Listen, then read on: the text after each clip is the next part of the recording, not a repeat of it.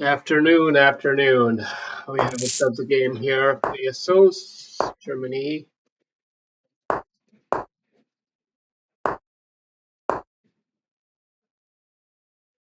playing a semi-slab defense. Very basic opening here, and the Queen C2 obviously very timely. So the big question is he going to play G4? He looks like nah pussy. Oh shit, mouse slip. Mouse slip. Anyway, it's going to be an easy game. I have a feeling.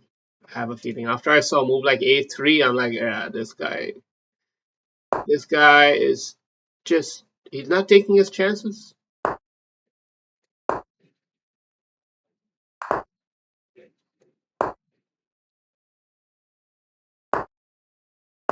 Okay, let's just dilute the game into something simple so that our lack of king safety is not going to be a problem any longer. It's not going to be a problem. And let's just start buckling down the center. Always want to attack the big center. Always attack the big center. Never let it just rest there forever. But you have to prime your attack. You have to get yourself ready for it. Now we got an interesting angle here, which creates this as a hot spot square. Always got to keep that in mind. Take this, take some initiative against the queen. It'll be interesting to see how he responds. So he responds with movement, which is fair enough, fair enough. But we're gonna come in all the way in here, all the way in, because we're exploiting the loose queen too. It's a loose queen, you see? Loose queen. The knight moves, queen dies. So knight moves actually he dies himself. So it's like it's a win-win. No matter what way you look at it, it's a win-win, right? But let's be sensible here because now I don't actually see the follow-up move. I don't see it. I don't know what to do. I don't know, but I still know I'm winning. Hmm. I think patience is a virtue. Patience is a virtue. Well, whoops, here and there. Something like that. This knight isn't doing too much. If you want to take it, take it. I don't care. I don't really give a fuck, you know. Uh, what I do give a fuck is about winning this game for whatever reason. And I feel bad for this guy, man. Like this is such a horrible position. How does he play this? And it all just came spiraled from out of nowhere, right? It all just spiraled from out of nowhere. That King H1 move was reactive. It was very highly reactive. If he wants to trade rook for the bishop, I don't mind. I'll take a solid edge. If he wants to, he's trying to get noble here, though. Huh. Well, actually, he might just be tricking me a lot more than I was expecting. Fuck. There's this kind of maneuver which is very tricky. Very tricky indeed. But we can take this still, and we can actually still just come here if we want to keep the pressure going. Let's keep the pressure going. We've coaxed a new weakness. Let's reframe that. Let's reframe the discussion. He's not getting it. We've coaxed a new weakness here that our bishop is going to exploit. Yeah, I've been planning this all along, buddy boy. Okay, now he's planning an attack on my queen. We can consider a move like this. It's very, very extended. It's a very risky move. But if played right and with the right... no. We don't want to lose this bishop. Don't want to lose this bishop. So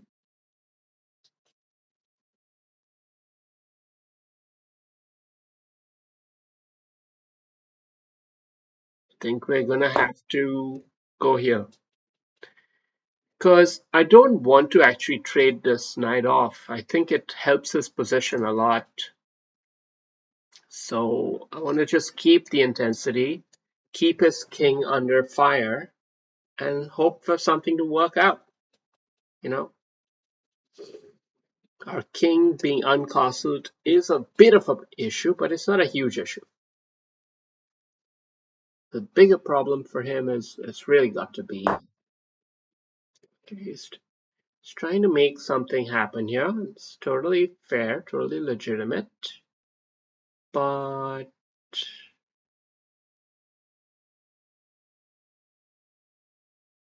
we are also going to consider a move like this. What else can we consider? Here, I don't think it's a good idea in principle. I feel it. I don't want to expose myself to a pin, which I don't have to. Right now, you could say the king is a little bit more softer because of this threat.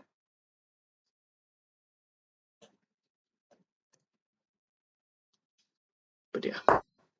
Okay, now he's going for something. He's going for something, right? He's trying to be the big game player trying to play a big move, but it's not going to work, right? Is it going to work? It's not going to work. We got everything covered. We got everything covered, man. Oh, shit! Just when you least expect it. Just when you least expect it. Buddy Boy comes out with a surprise. And now all of a sudden, it's like, what are we even doing here? Like, I thought I was playing chess, but I'm actually just getting blown away. Well, hats off to him for surviving that, I guess. I don't know what else to say. We're going to have to try to hustle him on the clock, though. We're going to hustle him a bit on the clock, aren't we? Yeah. And we will get this rook involved. Let's get this bishop in a defensive repost. Let's get this rook in an aggressive repost.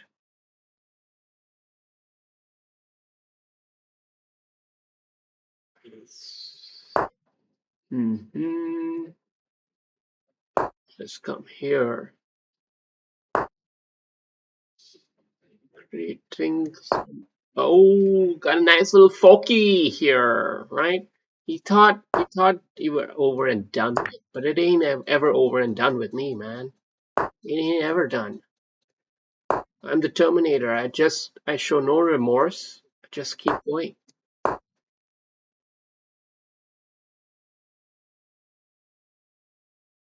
But it's a totally even game here, so anything can happen, and we should be respectful of our opponent's cunningness and ability to be resourceful.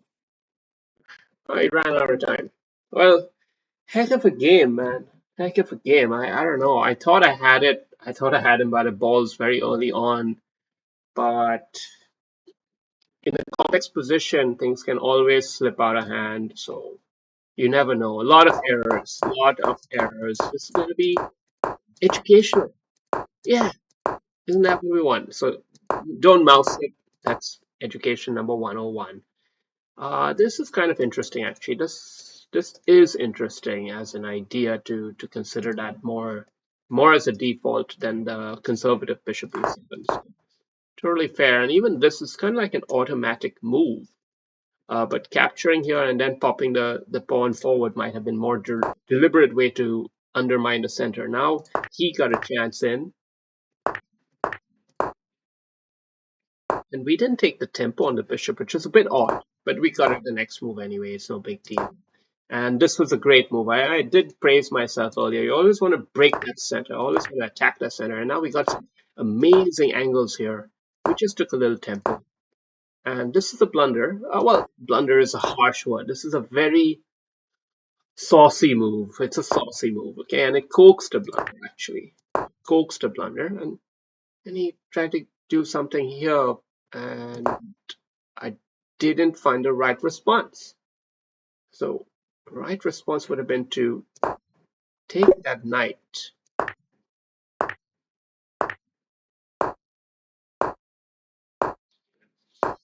Okay, well, the right response is basically to play a safe, solid game, which is not something inspiring. I aim to inspire, and I wanted to keep the the pressure on. And in a practical game, I think you will often find that these patient pressurizing moves tend to pay off more. Here I made a huge blunder, and here I should have just taken the opportunity. Fuck, so simple yet so silly, so simple yet so silly. And now we coaxed that blunder, remember? And he kept still hunting after us, and we kept denying the chance to take that knight. That was the big problem here. My hubris. The hubris. Isn't that the right word? Hubris? That's right. Hubris. Hubris. Excessive pride or self confidence. Yep. Guilty as charged. So I had a lot of hubris and I faced the consequences. Right here was the dramatic moment where it all just started to fall apart. He didn't quite capitalize just yet. And I thought I had it all under control, but nope. I had just I fell into a rookie thing. And then he just played very simple chess here. He played very simple chess. He wanted to keep it under control. He wanted to play fast. Totally respectable. But I was keeping up the intensity, and he blundered. He blundered, and then what did he do? What do people do when they blunder? They blunder again. That's what he did. He needed to just say, okay, you get my rook for your bishop. But instead, he just gave me a rook for free. Just gave me a rook for free because he was psychologically ambushed, you see. It's a psychological game. He continues the pressure, but this is a nice move. I like that from him. And it was just, he still got the lead, but we all knew where this game was heading, didn't we? Didn't we? All right, cheers.